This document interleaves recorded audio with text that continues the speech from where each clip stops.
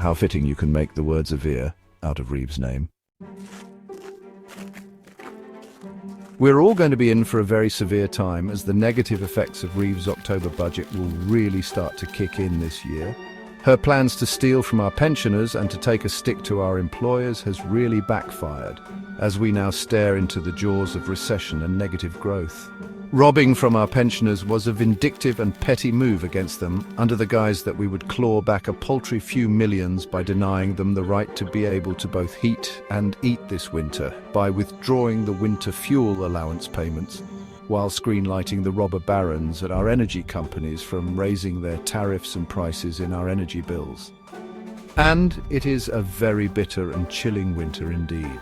The pettiness and vindictiveness goes as far as ignoring reports that thousands of pensioners will perish this winter in favor of falling over herself to award inflation-busting payouts to the train drivers.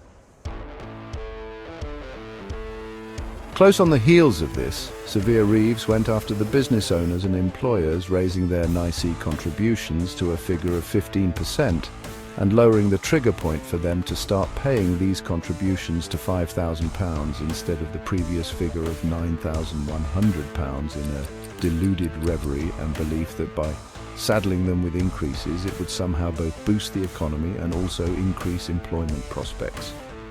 We were all left scratching our heads with that one, Rachel. Reeves' budget was supposed to increase public spending financed by a combination of tax rises and higher borrowing on the premise that more spending on public investment would support the economy's long-run growth potential. And now, we reap the whirlwind of inflation that will keep rising this year, according to the Bank of England, and a major debt crisis threatening to crash our economy. Gilt yields have risen to their highest levels since 2008. Which effectively increases the cost of Reeves and her government's borrowing. In terms of GDP, our gross domestic product has fallen steadily since October. Services output has not increased, construction has fallen since October, and reports from trading businesses has revealed that 25% have decreased in turnover. Severe Reeves is now distancing herself from her problems by visiting China in an attempt to get away from the economic turmoil here in Britain.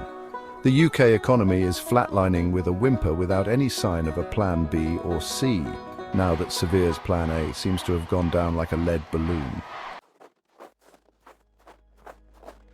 These are worrying times for the people of Britain who are sold on Reeves' rhetoric of bringing change to the country and bringing growth to the economy. Growth is the #1 mission of this government, Severe Reeves stated, and the fiscal rules laid out in the budget are non-negotiable. Economic stability is the bedrock for economic growth and prosperity. So far, no one is seeing any economic stability or any green shoots of growth out of Reeves' plans. In fact, it is the opposite. Markets are jittery. The recent rise in government borrowing costs could potentially challenge those fiscal rules if the government is forced to spend a lot more money in paying interest on the debt, and will challenge its ability to meet its own rules. Severe Reeves may be forced to U-turn on making only an annual tax and spend budget, and may have to bring in new measures in a spring budget to fix the crumbling foundations of the Labour budget for change, introduced in October of last year by raising more taxes or cutting spending.